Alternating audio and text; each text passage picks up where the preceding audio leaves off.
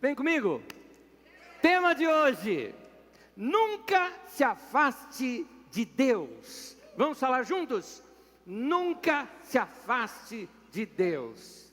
Queridos, nós estamos numa geração que muita coisa está mudando muito rápido.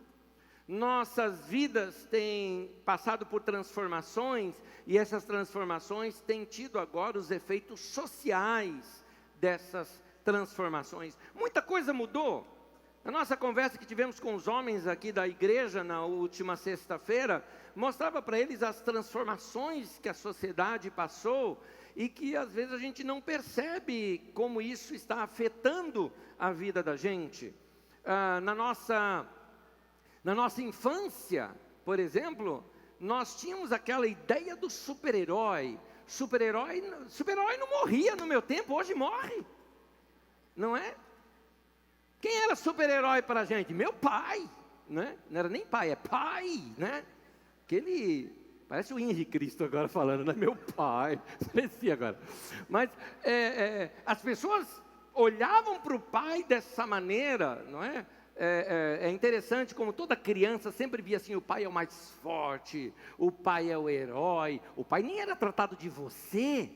Como é que era tratado seu pai? Senhor, não é? O senhor. Você falava com respeito ao seu pai, não é? Meu pai, quando chegava do trabalho, por exemplo, a gente corria para receber o meu pai, né?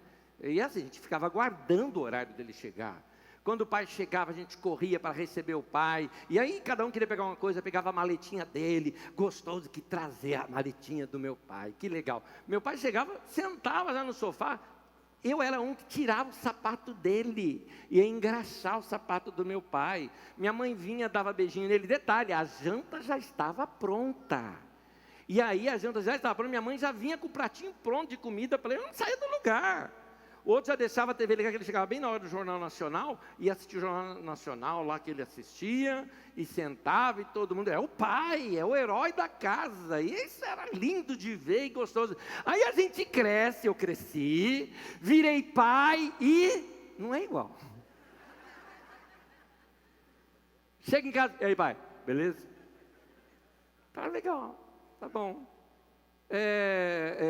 Cadê alguém tirar meu sapato? Não tem. Né? Pegar o chinelo, nada disso, não tem mais nada.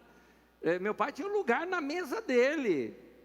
Eu já percebi em casa uma coisa: cada vez que eu acho um lugarzinho que é legal, daqui a pouco tem alguém no meu lugar. Ele sempre acha que o meu é o mais legal, e aí pega o meu lugar.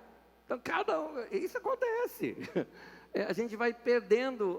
O que é isso? Mudanças, são mudanças sociais. Aliás, meus filhos hoje me chamam de você. Não é coisa que eu não chamava meu pai. Então, são mudanças sociais. A nossa sociedade está em mudanças. Hoje mudamos tanto. Hoje a gente tem enciclopédia na nossa mão, chamada celular, com acesso à internet. E isso é recente, gente. Isso é recente. Quase todos nós aqui usamos já ficha telefônica. Não é? Já usamos isso. Agora,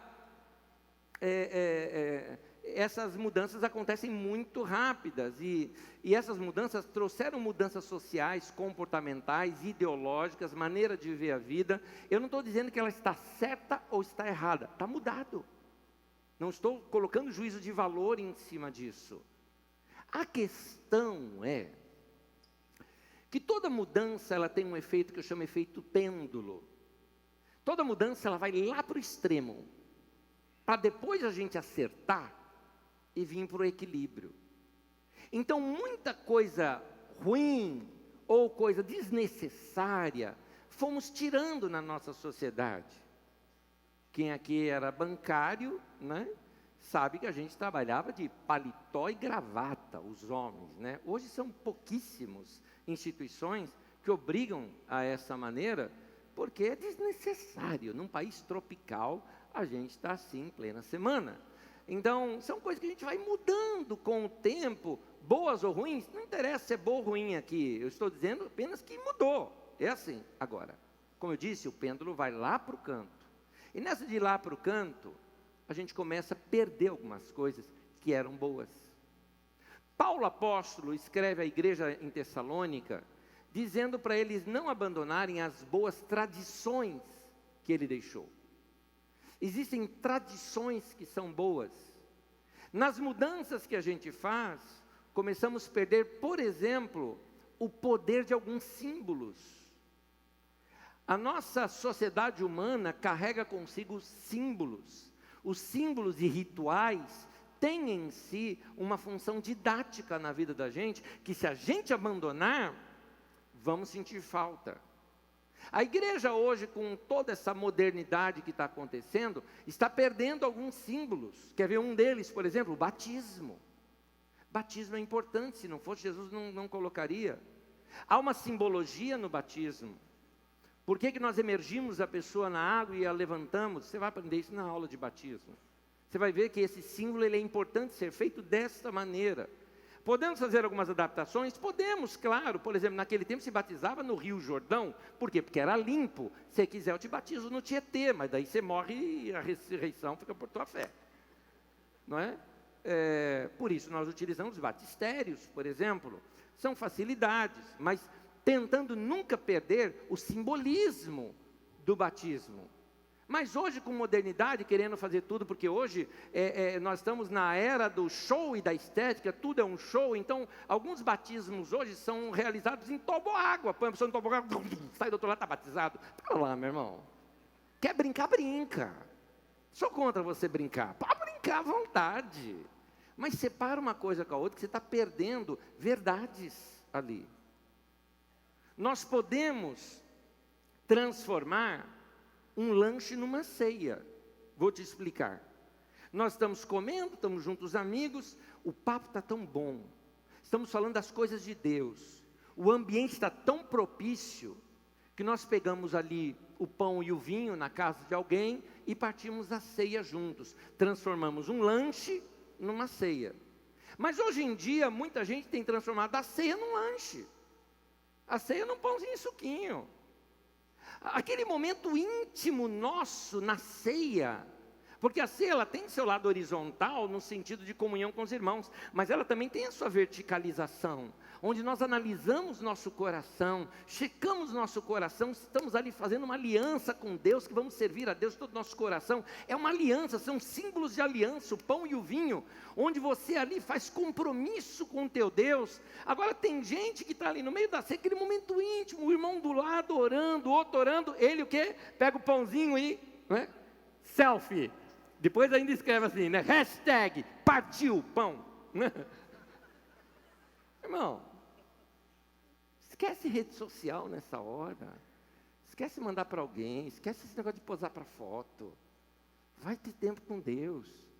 Vai falar com Deus. Num evento cristão que estava acontecendo, uma irmã foi ter um tempo de adoração com a igreja, e era uma irmã muito conhecida. Aí todo mundo sacou o celular e filmando e tal, e aquela coisa. Ela parou, ela falou, gente, vamos fazer o seguinte. Se fosse um show, muito legal isso aqui. Mas eu queria convidar vocês a adorar Jesus que está aqui. Esquece seu celular. Vai adorar Jesus agora. Não vamos perder esse tempo de adoração do nosso coração para Deus. Esquece quem está fora agora. Agora você vai adorar a Deus. Ela falou, isso aqui está sendo transmitido, quem quiser que veja pela internet, nós vamos adorar a Deus aqui agora.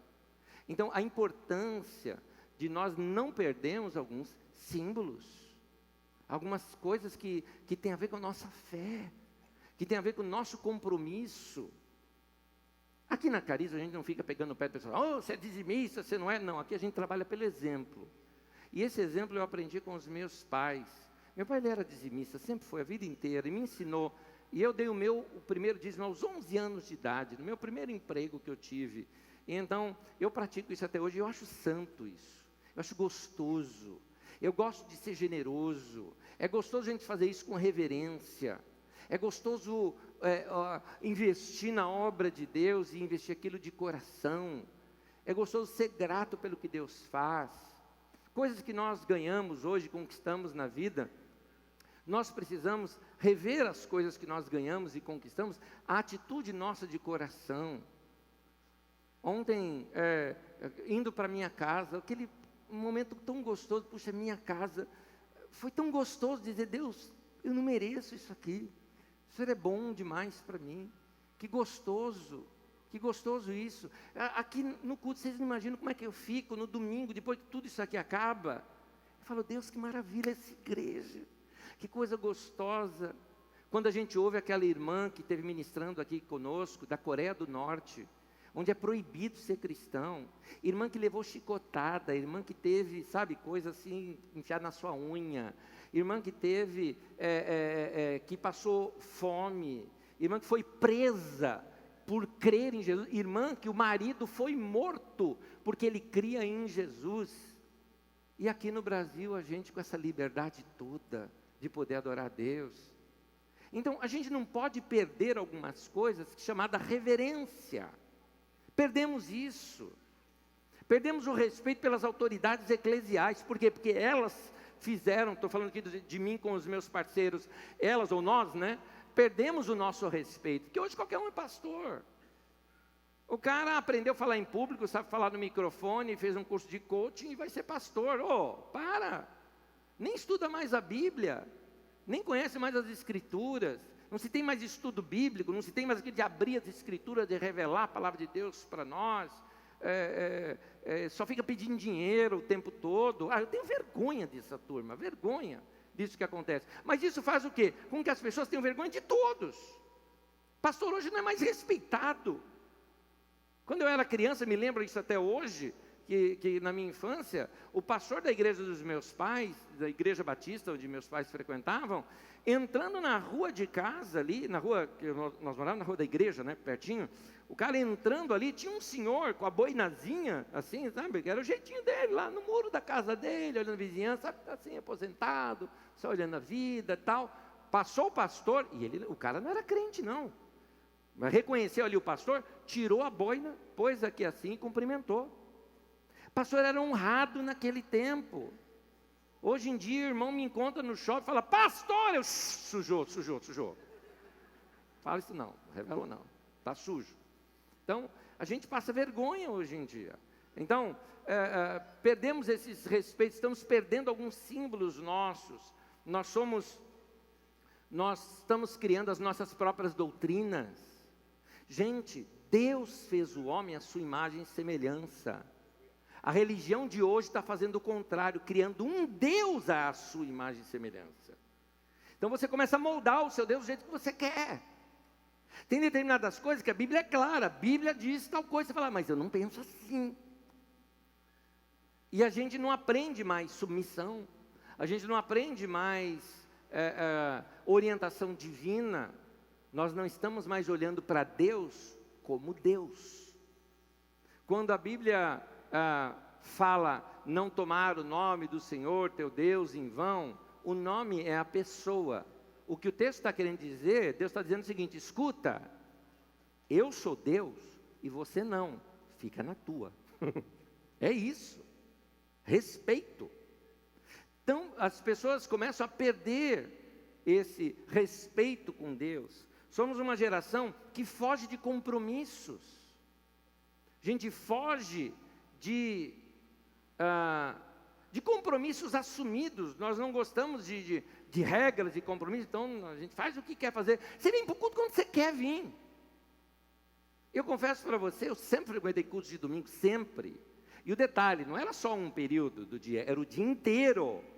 Era manhã, almoçava, voltava, tarde, noite.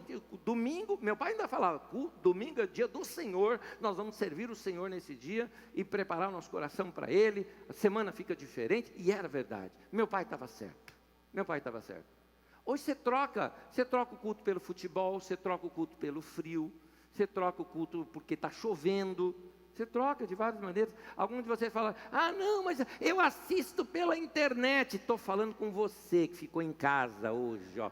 Foca em mim, né? Falando com você que ficou em casa, não é? Que não veio aqui para o culto. Meu querido, não é a mesma coisa. Eu sei que alguns não podem vir, eu sei. Alguns moram longe, nos assistem, bem-vindo. Mas tem gente que podia muito bem estar aqui.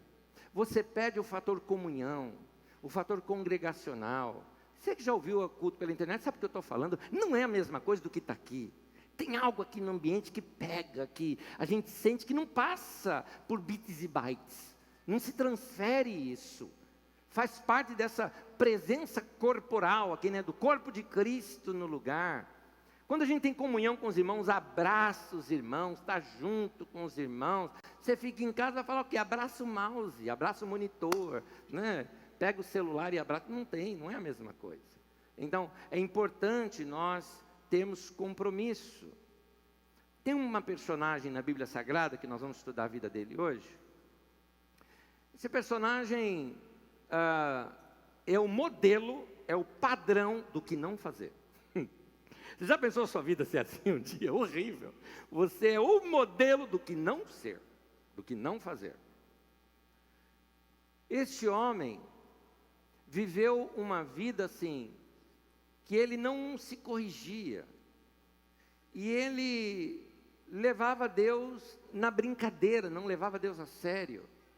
Esse homem, encontrando coisas para mudar na sua vida, nunca mudava. E a sua vida foi indo cada vez mais para a beira de um precipício, porque ele sempre gostava de viver perigosamente. E o que acontece? Um dia cai. Um dia a casa caiu e aí não teve mais jeito. A nossa vida, para não ser assim, precisamos ser alertados que essas coisas podem acontecer. Por isso, rapidamente, quero ver aqui com vocês a vida de Sansão. Vamos estudar um pouquinho? Em Juízes, desde o capítulo 13 até o capítulo 16, nós temos os principais momentos, tem mais nos textos, mas os principais momentos ali da vida de Sansão, que você poderia ler em casa. Mas eu quero tirar algumas excelentes lições aqui do que não fazer, lendo um trecho do livro de Juízes, Juízes 16, versículo 19 e 20, diz assim: Dalila, no caso, fazendo Sansão dormir no seu colo, ela chamou um homem para cortar as 7 tranças do cabelo dele, e ele começou a enfraquecer e a sua força o deixou. Então ela chamou: Sansão, os filisteus estão atacando. Ele acordou do sono e pensou: sairei como antes e me livrarei. Mas não sabia que o Senhor o tinha deixado. E a partir daí foi o buraco até o fim da vida do Sansão. Por isso eu quero te dar um conselho aqui hoje, no tema de hoje já: nunca se afaste de Deus. Nunca se afaste de Deus. Eu quero te mostrar algumas maneiras mais comuns que nós nos afastamos de Deus. Nós perdemos o devido respeito, o temor do Senhor, deixamos de fazer as coisas que o agrada, mas normalmente nós não afastamos de Deus de uma só vez. Não é assim.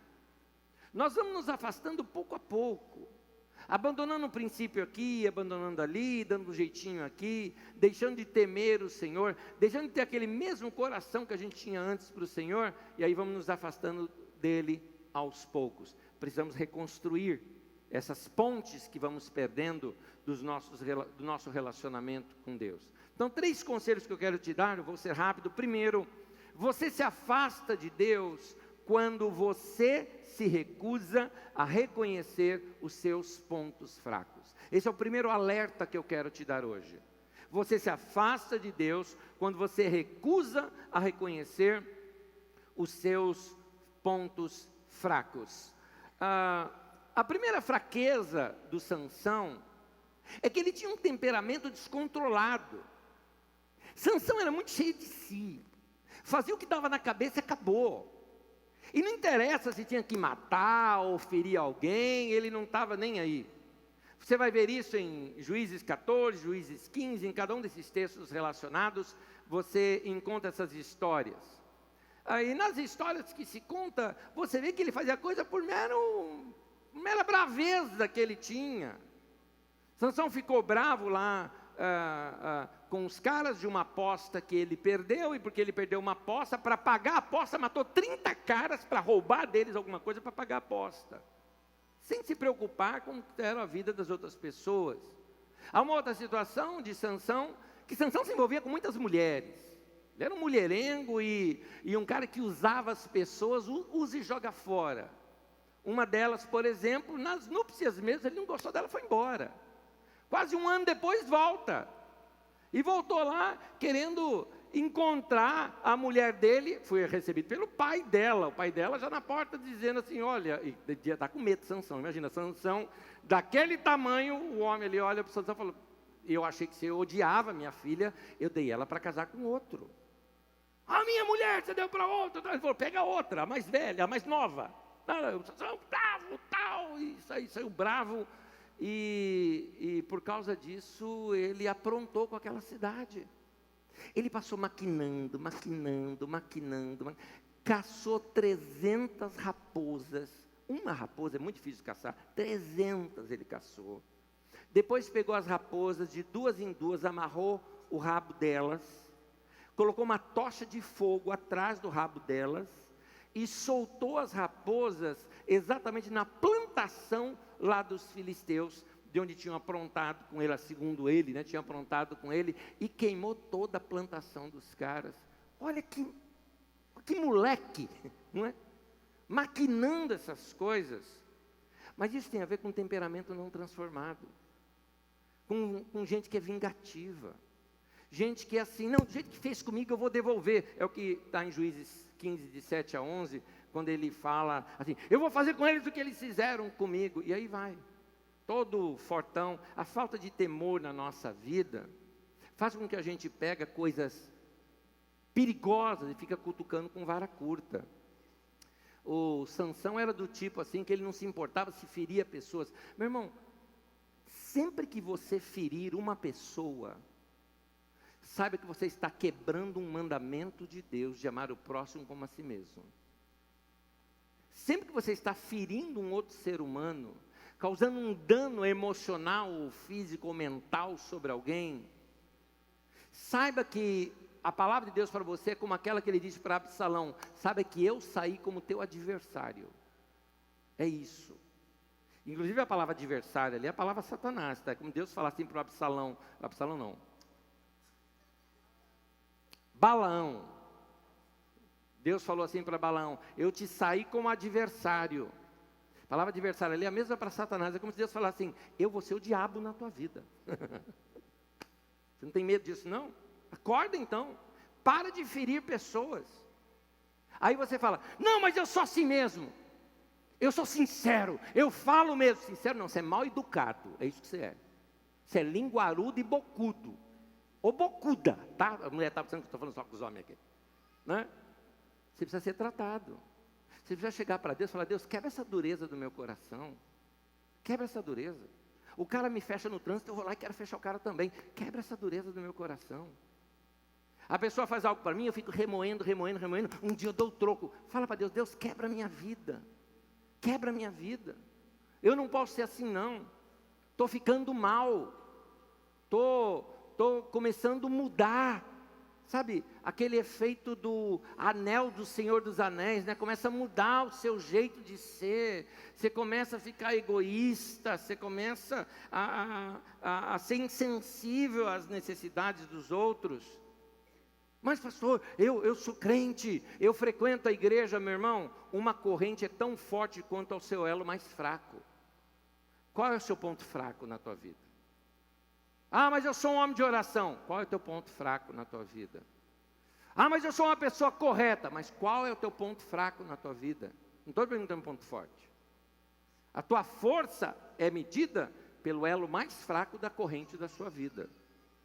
Uma corrente é tão forte quanto o seu elo mais fraco. Sansão, uma outra fraqueza dele, era o seu desejo de se divertir à custa da felicidade dos outros.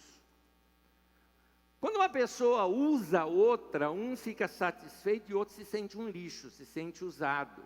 E Sansão era desse tipo mesmo, ele se julgava o cara. Porque ele se julgava o cara, ele não estava nem aí com as outras pessoas. Ele usava as mulheres que queria e descartava. Ele se envolvia rapidamente com mulheres de todos os tipos, inclusive prostituta. Se você ver Juízes 14, 15, 16, você vai ver nesse período de tempo curto, Sansão se envolvendo com 3 mulheres diferentes. Ele gostava de correr perigo, brincar com as pessoas. A pergunta dele era sempre assim: quanto eu posso chegar mais perto do fogo e não me queimar? Quanto eu posso chegar mais perto do abismo e não cair? E nessa brincadeirinha, nesse joguinho, ele gostando de usar pessoas e abusar de pessoas, semelhantes se atraem. Porque aí ele conheceu uma mulher chamada Dalila, que era exatamente como ele, também era malandra e gostava de usar pessoas. Aí começa aquele jogo de mentira e sedução entre Sansão e Dalila. Mentira e sedução entre eles. Ele a usava, ela a usava, ele mentia para ela mentia para ele, e esses dois se merecem e vão se afundando junto. Dalila o engana diversas vezes, mas ele a engana também. E ela então, um dia assim, naquele relacionamento, toda ali deixa o Sansão apaixonado por ela, mas ela fez tudo isso porque ela queria controlá-lo. Aí uma vez ele apaixonado por ela, um dia, mais ou menos assim, o Sansão vê ela diferente. Dalila, você está bem? Tô. Está tudo bem? Tô. Querida, aconteceu alguma coisa? Não, nada não. Me fala, tem alguma coisa? Olha, eu te falo. Tá, conta para mim agora. Você não confia em mim? Claro que eu confio. Tinham subornado Dalila. Falaram para ela: olha, nós te damos tanto de dinheiro, um dinheirão, se você fizer Sansão contar para a gente qual é o segredo da força dele. E ela fazendo esse teatrozinho todo com ele, e o besta caindo. Aí ela fala: você não me conta o segredo da sua força? Ele falou: eu vou contar. Se você pegar aqui no meu cabelo e fizer 7 tranças com cordas de couro novo e tal, assim, eu vou perder minha força. Então ela pega, sai com ele e cansa esse cara para ele ter aquele sono pesado. A hora que ele está com aquele sono pesado, já tinha combinado, deixou alguns camaradas ali, os filisteus, que queriam matar o Sansão, né, queriam prendê-lo e matá-lo. Então deixou os caras escondidos lá, tudo lá no quarto. A hora que o Sansão dormiu, ela faz isso, faz as tranças lá no cabelo dele. Aí ela, é o momento: Sansão, o que foi? Os filisteus estão vindo aí. Pronto, o cara virou o incrível Hulk. Rasgou aquilo tudo, quebrou aquelas cordas todas que estavam nele, que o prendiam, pegou os filisteus, jogou pela janela, pegou o outro, joga pela janela, fica aquele monte de cara lá do lado da janela, e faz aquilo tudo, nada. Aí ela: você mentiu para mim, ela mentiu para ele também. Os dois se merecem. Segunda história vem lá depois, mesma historinha. Aí ele conta uma outra coisa para ela que não era isso, uma outra coisa que ele conta. E ela faz de novo, Sansão, os filisteus. Vai lá, arrebenta tudo, pega os caras e joga em cima dos outros lá fora também, e joga pela janela, e acaba com os caras, e bate nos caras e tal.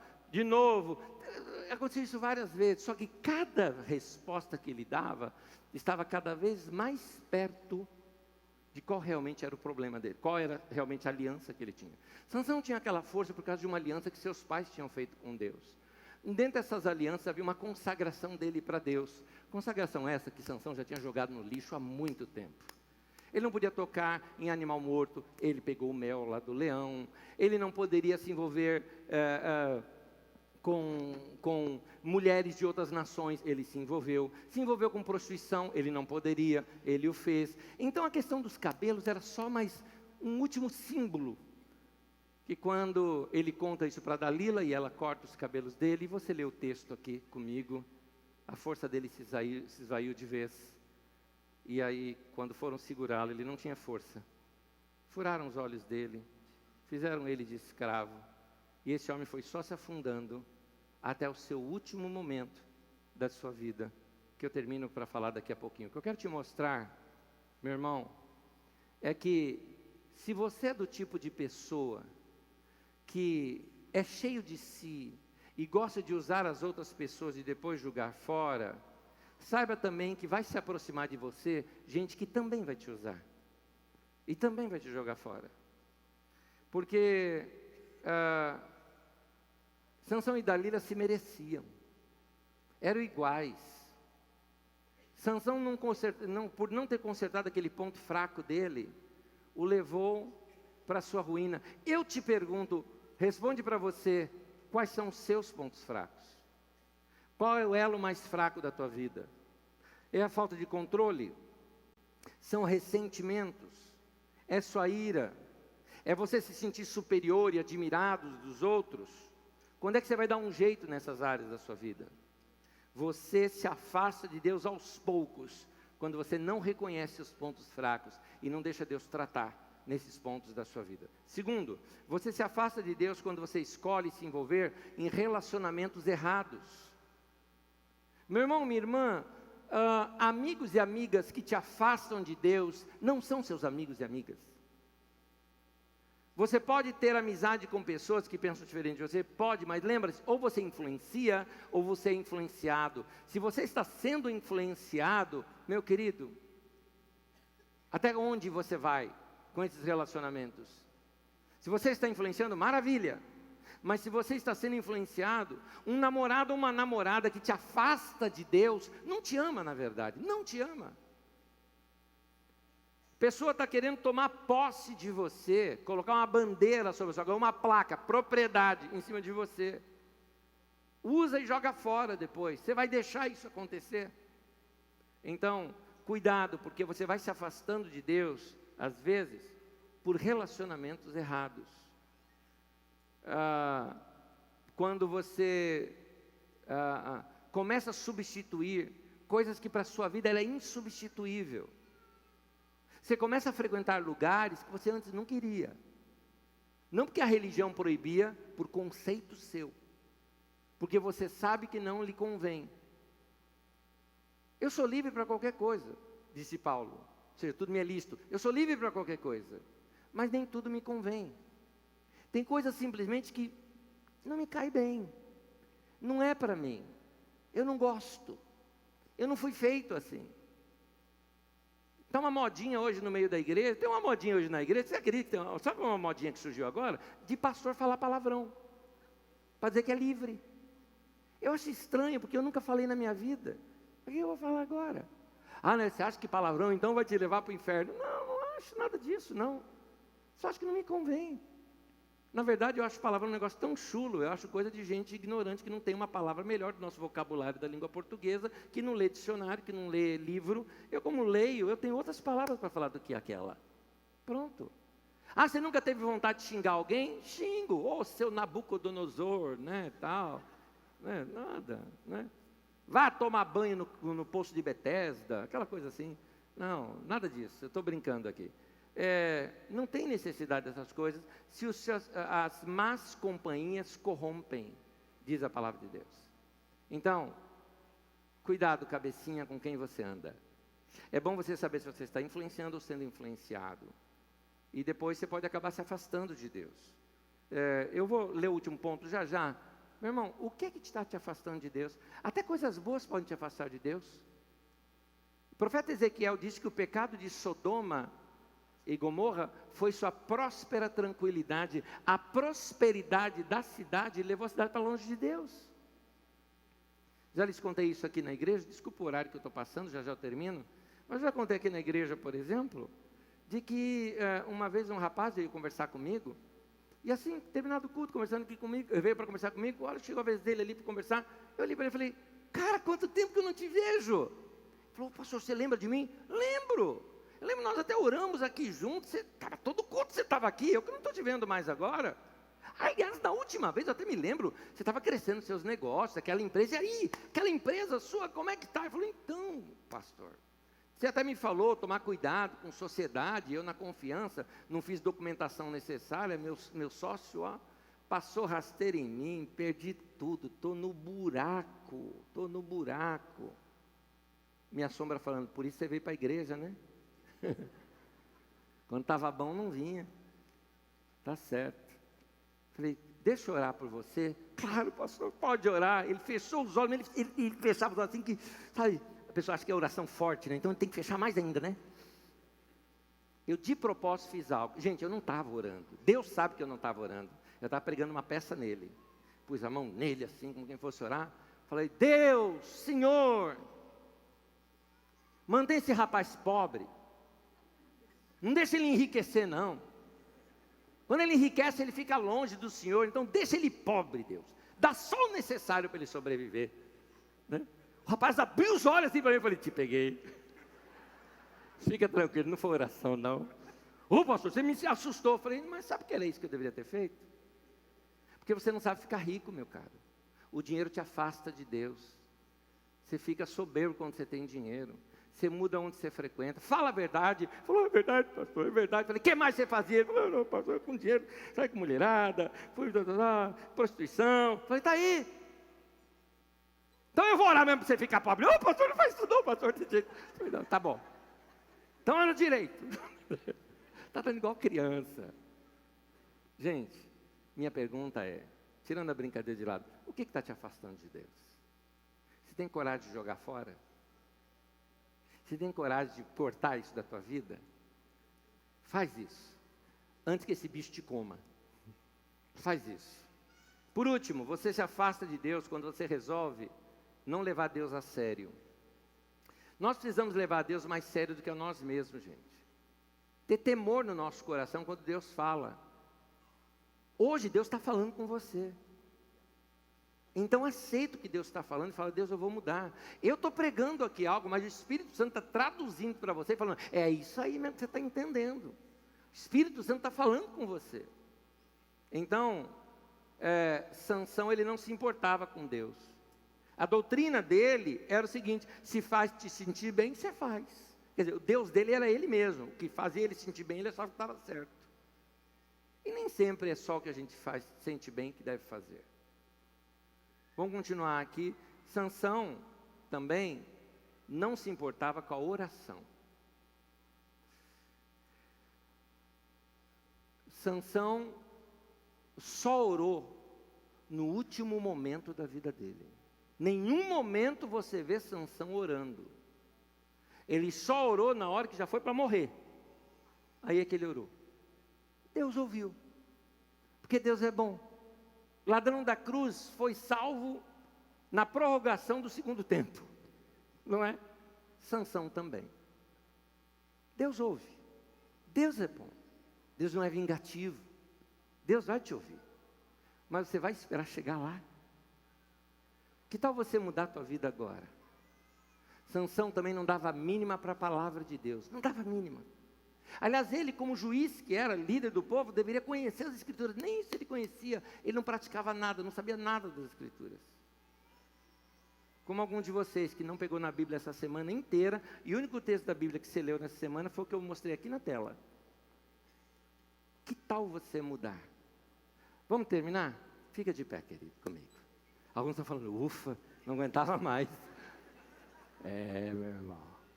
Tem culto que a gente ouve a palavra e fala, amém. Tem culto que a gente ouve e fala assim, ai de mim. Tem uns que são assim. Mas, querido, ou como diz o pentecostal, né? Fala, Deus. É isso. Meu querido, minha querida. Chegou o tempo da gente crescer, deixar de ser criança. E ser responsável pela nossa vida. Quando você é criança, papai e mamãe colocam comida no prato, eles mesmos dão na sua boquinha, eles falam da hora de você tomar banho.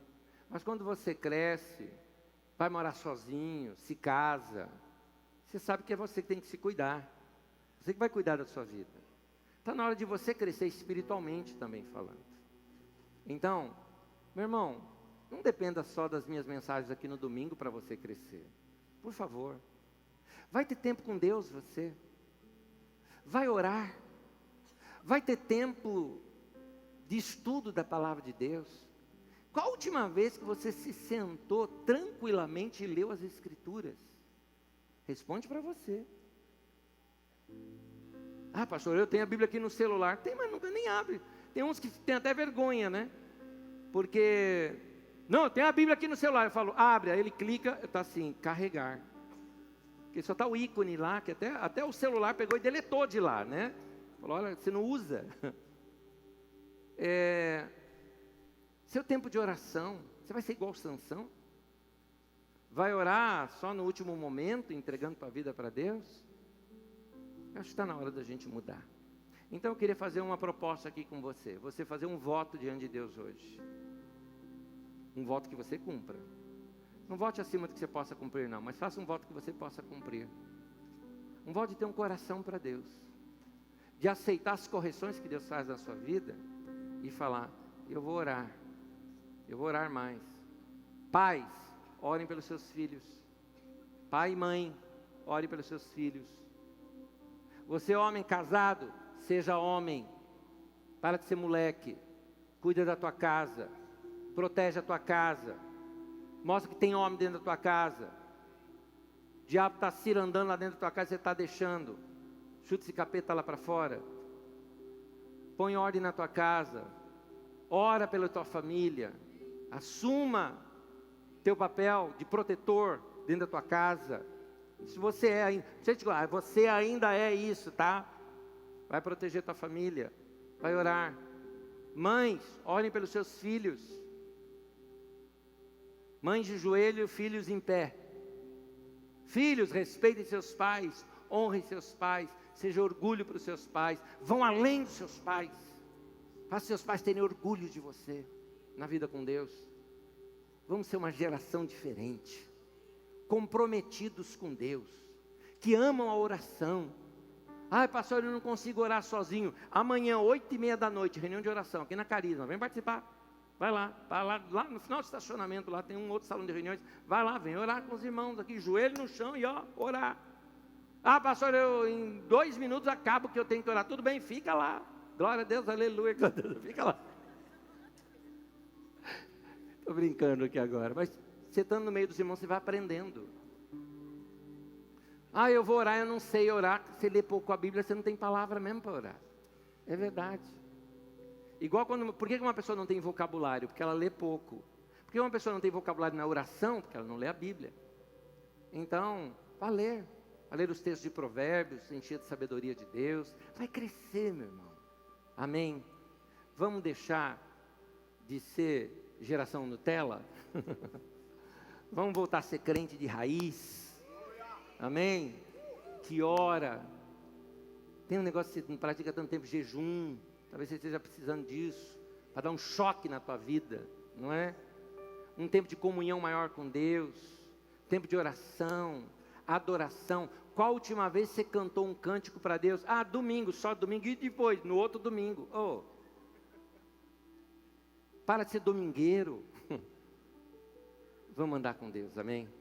Vamos andar com Deus? Põe tua mão no peito, quero orar com você. Primeiro, você agora, confessa seus pecados para Deus. Fala, Deus, eu tenho errado nessa da minha vida. Fala aí com você só, pode ser no seu pensamento. Seu vizinho não precisa saber de você. Fala com Deus. Fala com Deus.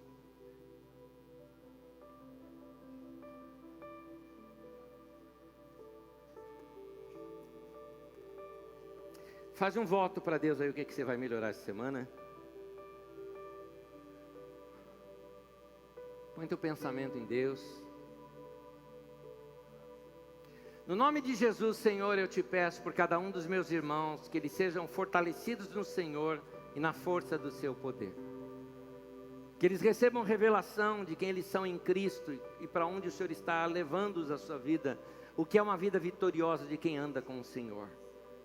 Meu Pai amado, guia o nosso caminho, guia a nossa vida. Obrigado pelas correções que o Senhor deu hoje na nossa vida. Nós abrimos e aceitamos nosso coração e aceitamos. Que cada um de nós aqui possa se propor diante do Senhor a um tempo maior de oração, de adoração, de serviço. Ó Deus, põe tua mão sobre nós e nos leva a crescer em cada área da nossa vida. Fortaleça-nos, ó Deus. Leva-nos a experiências mais profundas com o Senhor. Nós te pedimos certos de que o Senhor está nos ouvindo nesse momento. Que o Senhor perdoa os nossos pecados e os nossos erros. Conserta a nossa vida e nos encaminha para uma vida melhor. Por isso, muito obrigado a Deus, por quem nós vamos ser a partir de hoje. Em nome de Jesus. Amém. Amém. Deus abençoe você. Em nome de Jesus.